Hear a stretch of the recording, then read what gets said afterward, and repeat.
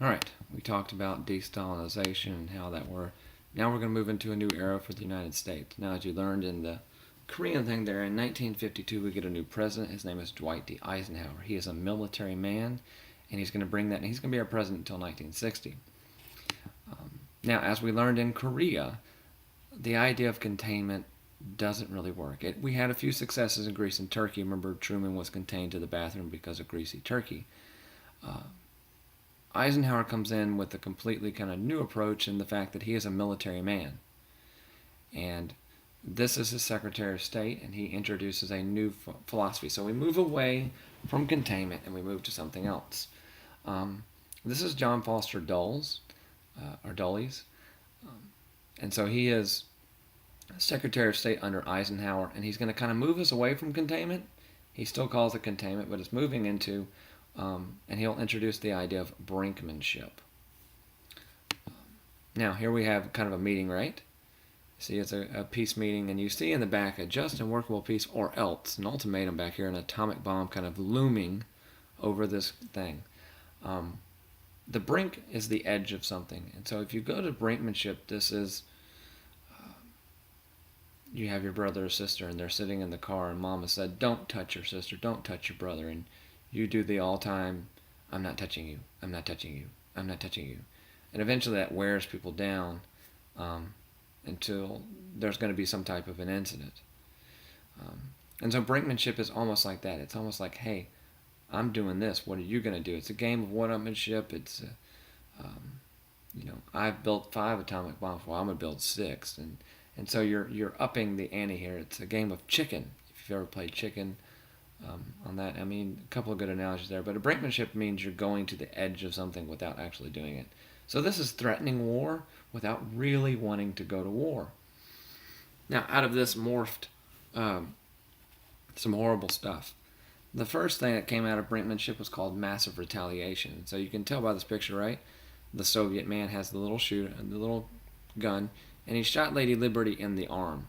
And now Lady Liberty has this huge cannon and is going to 86 him from life. And so basically saying, for a small little wound, he's going to be obliterated. And this is, as you can tell in her canon, massive retaliation. Massive retaliation basically meant if the Soviet Union did one little thing, we would threaten, under brinkmanship, to launch 5, 6 nuclear warheads. And they did something to us. And so that's not a good thing, because you start building bigger and better bombs. And that's what the Soviet Union did when they tested what was called the H bomb, which is more stronger than the atom bomb. It is the hydrogen bomb. And so they tested it, we got it, and out of massive retaliation came this next thing. And it is called mutually assured destruction. And it's as silly as it looks there. If you kill us, we kill you. And who's saying this first? If you're dead, how can you kill somebody? But this is the idea of that. Now, I am going to show you a kind of documentary of a movie that was made about this called Dr. Strangelove, or How I Learned to Stop Worrying and Love the Bomb. And in this, they have a fictional, what was called doomsday machine. And basically, if somebody set off a bomb, the doomsday machine kicked into effect, and no one could stop it.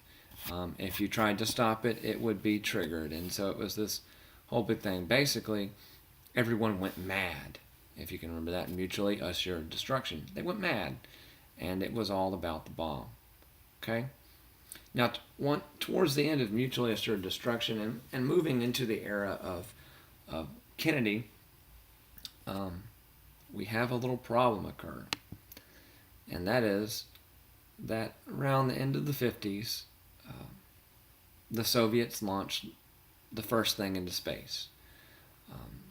Now, this is not necessarily, it's good to be singing at the beginning of Space Race, but the Soviets are winning some battles here. They launched what is called Sputnik, and Sputnik is the first man-made satellite, something that orbits something else, to put in space. It orbited, it came back, there's nobody in it. Big deal, right? Well, they followed that up a few weeks later with an idea called Lenka. Now, Lenka, as you can see, is a dog. It means bark in Russian. Yeah, they're creative over there, aren't they? Yes, sir. So they launched Sputnik first. They put a dog, an animal, the dog comes back, the dog is fine, it doesn't have 3 heads, it's not green, it's not going to die, lived a whole long life, okay? And then later on, as you can see by Time Magazine, they put a man in space, and his name is Yuri Gagarin. So if we're looking at the space race, the United States is like 0 for 3 here. We're down. It's bottom of ninth. We've got to do something to at least salvage this game and make us look good. So what we do is we create the National Aerospace and Aerodynamics Administration, NASA. Okay? And the idea of NASA is to not necessarily build a rocket, but to explore space, to compete with the cosmonauts. We're called astronauts here. They're called cosmonauts. Most people call them cosmonauts. We just call them astronauts. Cosmos, astro, same thing. But we created NASA to put somebody into space to compete with the Russians. Now there is one last battle that can be won in space, and it will make everything the battle, and that is the moon. And we're going to talk about that in 1960s domestic, how we got to the moon, etc. Okay? Now we also discovered, well, why were the Russians able to do this so well and we were not good at it? Time Magazine put out a article comparing the education of an American with a Soviet, and what we basically learned is American education system was not cutting the deal. So in 1959, right around that area, Eisenhower pushed through what is called the National Defense of Education Act, and it stresses 3 areas in particular that we want to get really good. It stresses math, it stresses science, and lastly it stresses foreign language, because we realize that if we're going to go into space we have to collaborate with other countries. And so as you can tell, this is kind of carried over because our curriculum right now is very heavily based on math and science. Although people will argue with Common Core we're going back to more of a reading thing. But for the past 50-something odd years, math and science have been big keys.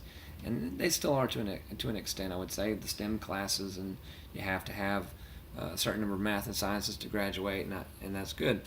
But we're still lagging in education, and that's a really good question to look at. All right? Now we're going to pick up tomorrow with Kennedy, and kind of going into this. I'm sorry, not Kennedy. We're going to talk about other things in the world that were going on outside of this.